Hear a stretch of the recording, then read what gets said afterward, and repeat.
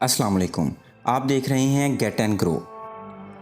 कुछ लोग बचपन से ही सुपर पावर्स लेकर आते हैं, कुछ लोग कड़ी मेहनत और लगन के बलबूते पर इसे हासिल करते हैं, लेकिन कुछ ऐसे भी लोग होते हैं जो एक बुरे हादसे के बाद ऐसा बदल जाते हैं कि इनकी जिंदगी में कुछ पुराने जैसा नहीं रहता। जी हाँ, हम भी आज आपको कुछ ऐसे ही लोगों से मिलवाने वाले हैं जिन्हें उनकी सुपर पावर्स ना ही मेहनत से मिली और ना ही पैदाइशी तौर पर, बल्कि इन्हें तो वो एक्सीडेंट से मिली। अब आप पूछेंगे कैसे, तो इसके लिए आपको हमारी ये वीडियो लास्ट तक देखनी पड़ेगी, जिसे देखने के बाद पक्का आप हैरान हो जाएंगे।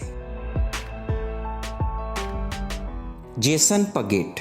अगर आप स्कूल में बिल्कुल एवरेज स्टूडेंट थे और आपको मैथ्स ज़्यादा समझ में नहीं आती थी, तो आप जेसन से रिलेट कर पाएंगे, क्योंकि ये भी पहले ऐसे ही थे। लेकिन एक दिन जब ये अपनी वाइफ के साथ शो देखकर वापस आ रहे थे, तभी कुछ गुंडों ने इनके सर पर वार कर दिया, जिसकी वजह से इन्हें कई दिनों तक ट्रीटमेंट से गुजरना पड़ा। लेकिन जब ये हॉस्पिटल से बाहर आए तो इन्हें पता चला कि जिंदगी को देखने का इनका नजरिया पूरी तरह से बदल चुका है। जहाँ चीजों के पीछे की चीजें भी इन्हें अब समझ में आने लगी थी, लेकिन इन्हें एक चीज नहीं समझ में आ रही थी, और वो ये कि ये किस तरह अपने टैलेंट को यूज करेंगे। फिर तभी एक दिन इनकी बेटी ने इनसे ये पूछ लिया कि टीवी कैसे काम करता है, और बिना इस चीज के नॉलेज के इन्होंने अपने आप एक एक चीज बिल्कुल सही बता दी। जिसके बाद इन्होंने अपने दिमाग का टेस्ट करवाया और इन्हें ये पता चला कि चोट लगने की वजह से इनके ब्रेन के वो सेल्स भी एक्टिव हो चुके हैं, जिसकी वजह से मैथमेटिकल स्किल और मेंटल इमेजेस इनके दिमाग में अपने आप बनना शुरू हो गई हैं। जहां ये बिल्कुल नॉर्मल इंसान से अब एक ब्रिलियंट इंसान बन चुके हैं।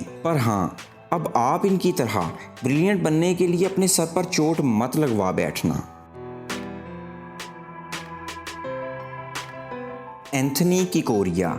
क्या आपको पता है कि 5000 में से एक बार ऐसा मौका आता है जब बिजली आपके ऊपर गिरे और इसमें से बहुत कम ही लोगों की जान जाती है। खैर, ये तो किस्मत की बात है, लेकिन हाँ, बिजली कड़कने से आपको कोई अलग तरह का टैलेंट मिल जाए, ये वाकई ही में अनोखी बात है। अब जैसे कि एंथनी को ही देख लीजिए, जहाँ 1994 में स्मार्टफोन एक सपने की तरह था, वहीं एंथनी एक पब्लिक बूथ पर जाकर अपनी फैमिली को कॉल कर रहे थे। तभी बिजली कड़कती है और इनके ऊपर गिर जाती है। वैसे तो लोग बच जाते हैं, लेकिन इनकी हालत काफी खराब हो गई थी, जिसकी वजह से इन्हें फौरन हॉस्पिटल ले जाया गया। और हॉस्पिटल जाने के बाद डॉक्टर्स को लगा कि ये मर चुके हैं, पर थोड़ी देर बाद ये उठ खड़े हुए और उन्होंने बताया कि ये एक ऐसी दुनिया में पहुंच चुके थे जहां ये अपनी बॉडी को देख सकते थे। हाँ बिल्कुल, ये कुछ नियर डेथ एक्सपीरियंस जैसा ही था, लेकिन इससे भी दिलचस्प बात हुई, जहां इस तरह के इंसिडेंट के बाद लोग सदमे में चले जाते हैं, वहीं ये एक म्यूजिशियन बनकर आ गए, क्योंकि इस इंसिडेंट के बाद इनका इंटरेस्ट अचानक से ही पियानो में आ गया और अब ये बहुत पॉपुलर म्यूजिशियन भी हैं।